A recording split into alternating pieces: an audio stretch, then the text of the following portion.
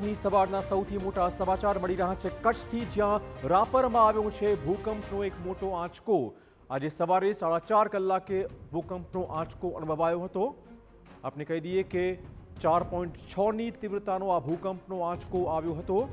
ભૂકંપનું કેન્દ્રબિંદુ રાપરથી 22 kilometre દૂર નોંધાયું છે। ગેડી ગામ નજીક 9 કિલોમીટર ઊંડાઈએ આ ભૂકંપનો આંચકો નોંધાયો। વાગડ પંથકમાં ભૂકંપના આંચકાથી લોકો ભયભીત જોવા મળ્યા।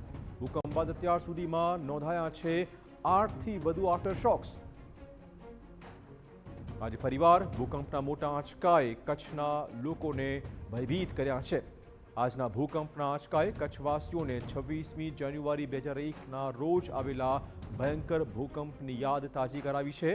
ભૂકંપના મોટા આંચકાથી જાનમાલના નુકસાનના હાલ પૂરતા અહેવાલો નથી, પરંતુ કેટલાક મકાનોને નુકસાન થયાનો સ્થાનિકો દાવો કરી રહ્યા છે।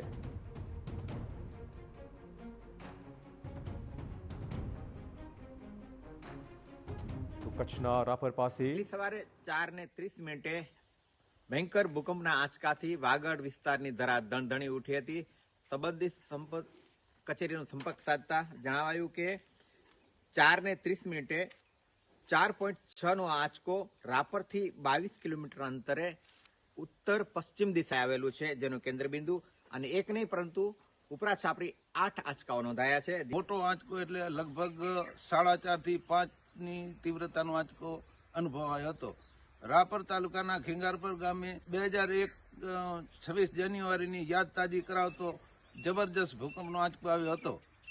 આને લેવાને કારણે કોઈ જાનમાલની નુકસાન થયેલ નથી, પણ મકાનોમાં ઝીણી પાતળી તિરાડો પડેલ છે અને વહેલી સવારે જીવજંતુ ઢોર ઢાંખર બધાય વહેલી સવારના રાડમરાડ થઈ ગયા હતા ને ઘરમાં સૂતેલા માણસો પણ મકાનથી બહાર દોડી આવ્યા। તો કચ્છમાં 4.6ની તીવ્રતાનો એક આંચકો। વધુ વાત કરવા જોડાશે અમારા સંવાદદાતા નીતિન। જે રીતે સ્થાનિકો પણ કહી રહ્યા છે, થોડી ઘણી નાની મોટી તિરાડો ચોક્કસ પડી છે અને જે રાપરની આસપાસના લોકો છે ભયભીત થઈ ગયા છે।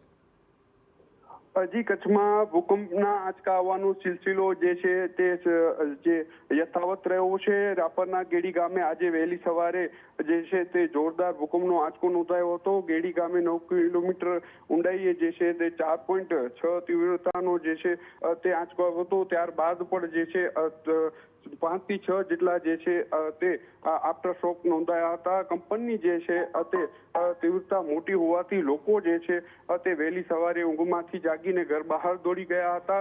ભૂકંપનું કેન્દ્ર બિંદુ જે છે તે ગેડી ફોલ્ટની સાઉથમાં અને વાગડ ફોલ્ટની નોર્થમાં નોંધાયું હતું। આજે આ વાગડ પંથકમાં જે ભૂકંપના આંચકાથી જે છે તે લોકો હાલ ભયભીત થયા છે। જી ધન્યવાદ નીતિન, તમામ જાણકારી બદલ। તો 4.6ની તીવ્રતાનો એક આંચકો સવારે 4:30 કલાકે નોંધાયો છે।